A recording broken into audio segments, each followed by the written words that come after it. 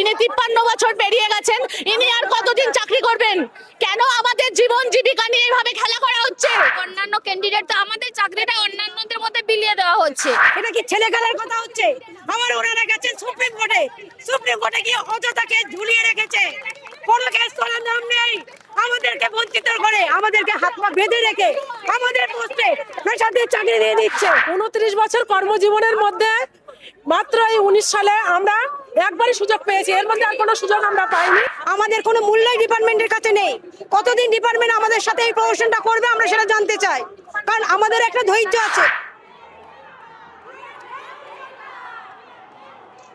শুধু প্রমোশন করছে, হয়তো আমাদের সাথে দেখা করছে, আমাদের কথা শুনছে, কিন্তু ওই পর্যন্ত আবার ধামাচাপা দিয়ে রেখে দিচ্ছে।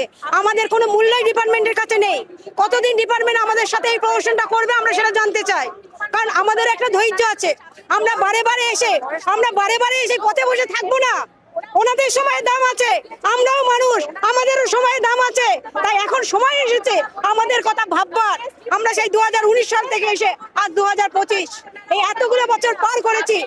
আমাদেরকে কারুর 20 বছর, কারুর 25 বছর অভিজ্ঞতা রয়েছে, কিন্তু কারুর কথা মানছে না। আমরা আর বসে থাকবো না, আমরা এবারে তীব্র আন্দোলনে সামিল হবো। যদি না আমাদের কোনো লাগাতার আন্দোলন করছি, ওই জন্যই তো বলছি আমরা লাগাতার আন্দোলন করছি। আর ডিপার্টমেন্ট আমাদের নিয়ে শুধু প্রমোশন করছে। আমরা অ্যাপ্রক্সিমেট এখন 600 মতো আছি। আমাদেরকে দিয়ে দিলে আমরা আর কিছু বলি না, কিন্তু আমাদের কথা ওনারা ভাবছেন না। এবারে দারুণ বৃহত্তর আন্দোলন আমরা সামিল হব।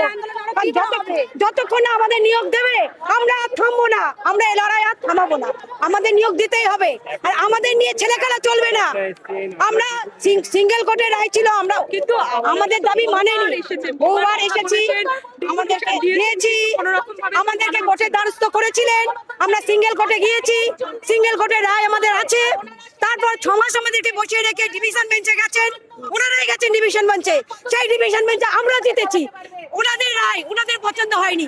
ওনারা বলছেন না আপনাদের উকিল ভালো নয়। এটা কি ছেলে খেলার কথা হচ্ছে? আমার ওনারা গেছেন সুপ্রিম কোর্টে, সুপ্রিম কোর্টে গিয়ে অযথাকে ঝুলিয়ে রেখেছে, কোনো কেস করার নাম নেই।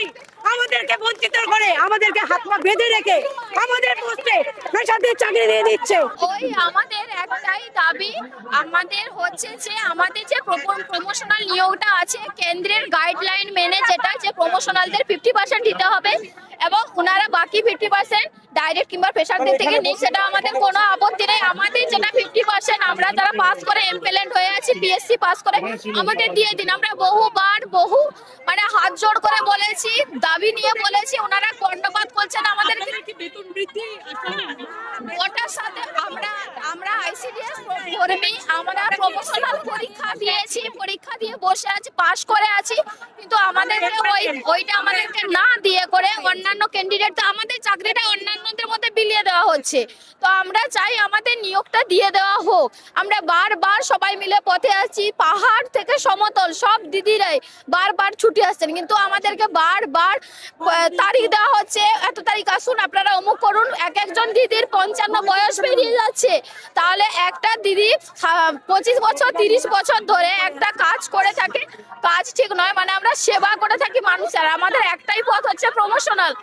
এত আপনাদের প্রমোশন করা হচ্ছে না, আমরা পাস করে বসে আছি, আমাদের প্রমোশনালের জন্য পরীক্ষা দিয়েছি, আমরা পাস করে বসে আছি, আমাদের না দিয়ে করে আমাদের হাইকোর্টের অর্ডার আমাদের জন্য আছে, আমাদেরকে দিতে হবে, সিঙ্গেল বেঞ্চের অর্ডার আমাদের জন্য আছে, আমাদেরকে দিতে হবে। এমনকি নোট করে দেওয়া আছে যে আমাদের 1152 যারা পাস করেছে ওখান থেকেই দিতে হবে। তা সত্ত্বেও আমাদেরকে না দিয়ে করে আমাদের ডিপার্টমেন্ট যারা ডাইরেক্ট পরীক্ষা দিয়েছেন ওদেরকে জয়েনিং করে দিয়েছে। তো সেখানে আমাদের পোস্টগুলো ওনাদেরকে কেন বিলিয়ে দেওয়া হচ্ছে, যেখানে আমাদের অধিকার, ওটা আমাদেরই প্রাপ্য, আমাদের প্রাপ্য অন্যকে দিয়ে দেওয়া হচ্ছে অন্যায়ভাবে। না, আমাদের দাবি মানা হচ্ছে না, ওনারা আমাদের সাথে প্রতিহিংসার আচরণ করছেন।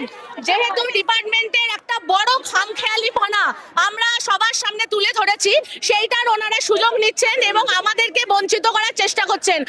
আজকের দিনে যদি নোটিফিকেশন ডিপার্টমেন্ট বার করে কোনো পরীক্ষার, ওনাদের কিন্তু 50% আইন মেনেই বার করতে হবে। ওনারা সেটা স্বীকার করেছেন যে 50%টা ন্যায্য অধিকার আমাদের, কিন্তু ওনারা আমাদের দিচ্ছেন না। এটার পিছনে ওনাদের প্রতিহিংসামূলক আচরণ রয়েছে। যেহেতু আমরা কেস করে আমরা এই দাবিটা প্রতিষ্ঠিত করেছি আইসিডিএস কর্মীদের, আজকে রাজ্যে পরীক্ষা হলে সমস্ত আইসিডিএস কর্মী তার সুফল ভোগ করবেন। ওনারা চাইছেন আমাদেরকে বঞ্চিত করতে, তার জন্য আমাদের জীবন থেকে একটার পর একটা দিন চলে যাচ্ছে, বয়স চলে যাচ্ছে। এই দিদি আজকে 55 বছর আপ হয়ে গেছেন, ইনি 53 বছর পেরিয়ে গেছেন, ইনি আর কতদিন চাকরি করবেন? কেন আমাদের জীবন জীবিকা নিয়ে এভাবে খেলা করা হচ্ছে? এর উত্তর ডিপার্টমেন্ট না, সেন্ট্রাল গভর্নমেন্টের অর্ডার ভায়োলেট করে, সেন্ট্রাল গভর্নমেন্টের যে গাইডলাইন সেটার ভায়োলেট করে কেন ওনারা নোটিফিকেশন দিয়েছিলেন, তার দায়িত্ব আমাদের। সেই দায়টা কি আমরা বহন করব? কেন আমাদের জীবনের প্রমোশনের যে একটাই সুযোগ সেটা কেন আমরা সাথে থেকে বঞ্চিত হব? এর উত্তর আমরা চাই ডিপার্টমেন্টের কাছে। 29 বছর কর্মজীবনের মধ্যে মাত্র এই 19 সালে আমরা একবারই সুযোগ পেয়েছি, এর মধ্যে আর কোনো সুযোগ আমরা পাইনি। সেই সুযোগের সদ্ব্যবহার আমাদেরকে করতে দেয়নি গভর্নমেন্ট, সেটাকে আমাদের ডিপার্টমেন্ট সেটাকে অ্যাভয়েড করে আমাদেরকে না দিয়ে দেশরদেরকে সেই অর্ডারটা অমান্য করে দিয়েছে।